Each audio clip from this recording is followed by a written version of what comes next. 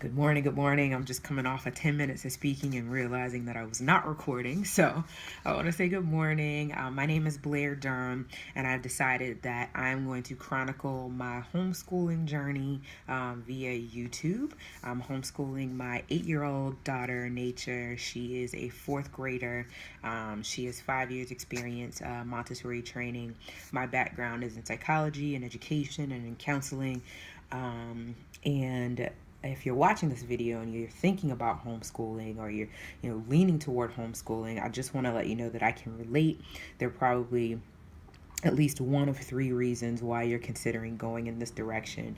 One is you might be dissatisfied with the Eurocentric perspective. That is, you may have just realized, you know what, this curriculum is not really, it's not one that validates us as people of African descent, right? That could be a reason. The second is you might feel as though the curriculum or the presentation of the curriculum is not adequately stimulating or engaging for your child.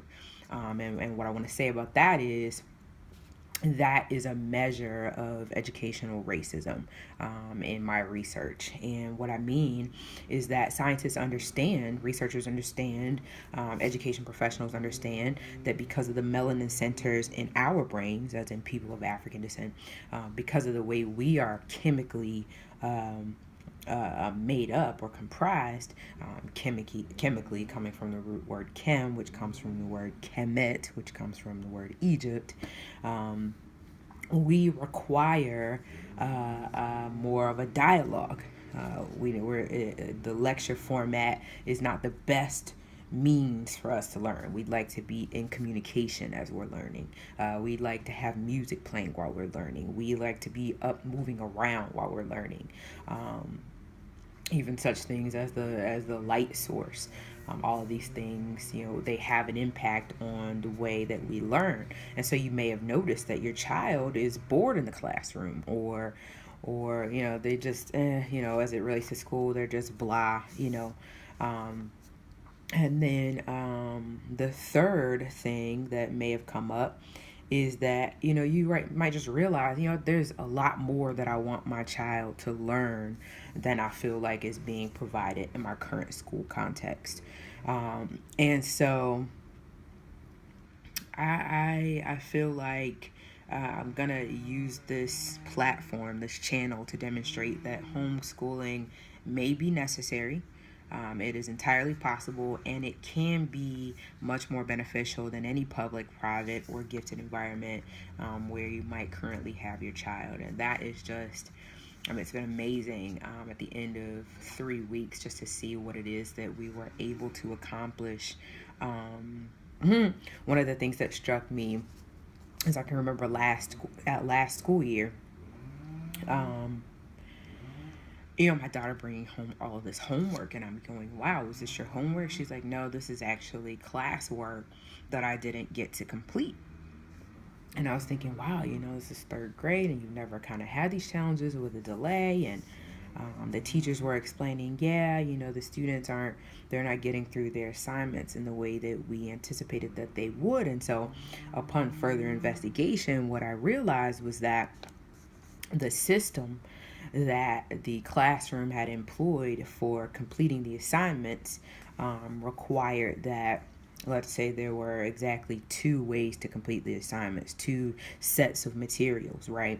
Well, once the lesson was given and it was time to, for the assignment to be due, if there were 5 other people ahead of you and one of them took 3 days to complete the assignment, then the charge was that, you didn't complete the assignment, when the truth was that the materials were not available for the assignment to be completed. So on the first day of school, I had Nature to complete this it was like a bubble chart, right? And I wanted her to kind of think through what her expectations of homeschooling would be, what she thought she stood to gain by being homeschooled. And one of the most prominent things that she wrote down that has really stuck with me is that she's excited about not having to wait, and she's looking forward to doing more work, more work and less waiting. And I could have thought, wow, she's really impatient. But what I realized was there's a significant impediment that is created when everyone has to go at the same pace. When in reality, some of us are advanced in math and may require more time with spelling. You know what I'm saying? And so being able to gear the educational process to your child's learning is one of the biggest benefits of homeschooling. So I just wanted to kind of go over the core areas that we are looking at. Of course, we're doing math, we're doing science, we're doing language arts, we're doing history, we're doing spelling. So we're taking care of everything that the state kind of says, hey, you know what, you've got to do this. But in addition to that, Nature's had 5 years of Spanish, so we have moved on to the Spanish 1, or what could be considered the ninth grade Spanish curriculum. We're using the Expressate texts, and she's really enjoying that.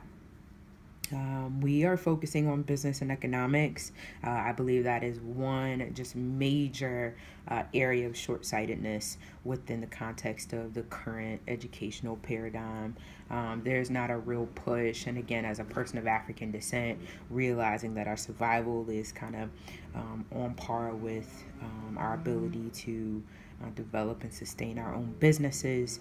I want to make sure that I gave my daughter just a real foundation in terms of understanding business and economics. Rigorous study of significant blacks, and that's from antiquity. So I'm sure you've noticed it, other than Martin Luther King and Rosa Parks, there's not any real discussion about people of African descent. And there are some literary resources, there's some things you can do to kind of supplement that. But I just believe that needs to be, just like the discovery of everything that's European, I believe the discovery of everything that is African needs to be a foremost consideration for children of African descent. And one thing that I did with my daughter prior to the school year starting, I said, Nature, I said, who do you know that is famous, that is black, that is neither an entertainer nor an athlete? And she came up with exactly two people. That would be Barack Obama and Martin Luther King. And so I felt like, wow, I've really done my daughter a disservice. And so already here in the first 3 weeks of school, we read who is George Washington Carver. We read who is Muhammad Ali. We researched Maggie Walker and Madam C.J. Walker. We talked about Reginald Lewis. We read a book on Bessie Coleman. And I just felt like we have to prioritize that for our children. Our children need to know that it is possible to do and be anything. We have done and been everything, and we are continuing to do and be everything now. That is not the predominant narrative. That is not what they get in school. That's not what the media depicts. And so I wanted to make sure that that was very clear. We have also embarked on some pretty intense computer stuff. We do about 20 minutes of typing every day, and just in 3 weeks, I mean, wow, my kid can type. She can type. She's got a firm base on the home row keys. She can, without looking, she's, and I'm really excited about that. Because that was something else that I was able to add to her resume, since we're focusing on business and economics, right? And your child should have a resume. If they've got a phone, they should have a resume, right? Let's see. We've been able to engage in some serious writing development. And what I mean is that, our kids are great writers. They're great with spelling. They're great with reading. They understand what it is that they're reading, and they know how to write. But a lot of the ways that writing is taught, particularly at the lower levels, is not really geared toward how things are taught at the upper level. So what I realize is that it's possible for our kids, even with where they are right now, it's possible for them to write 5-paragraph essays. It's possible for them to develop outlines. And if they're going to be doing book reports, then they probably should take the form of a 5-paragraph essay, because that's the direction that we're going in, right? And so that's been huge. Of course, we're engaging a serious study of world music. We are doing physical education by way of recess and by way of physical education and training on a weekly basis. We're also doing art together. So we have Money Mondays, we have Music Tuesdays, we have Wacky Wednesdays where we do our Spanish, where we do our PE. And then on Thursdays we do our art. And then on Fridays we do a weekly field trip. And sometimes these field trips are purely educational. We had to complete a financial projection for our business plan that we developed.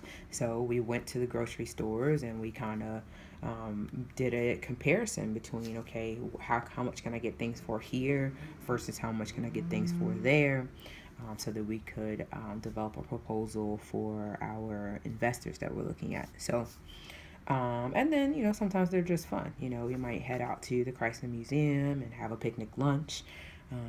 I believe those outings can significantly augment the learning process as well. So, what I'm going to be doing is 1 to 2 times a week, I'm going to be delivering this video content, just updates. I'll be showing you lesson plans, foldables, just kind of everything that it is that I'm doing.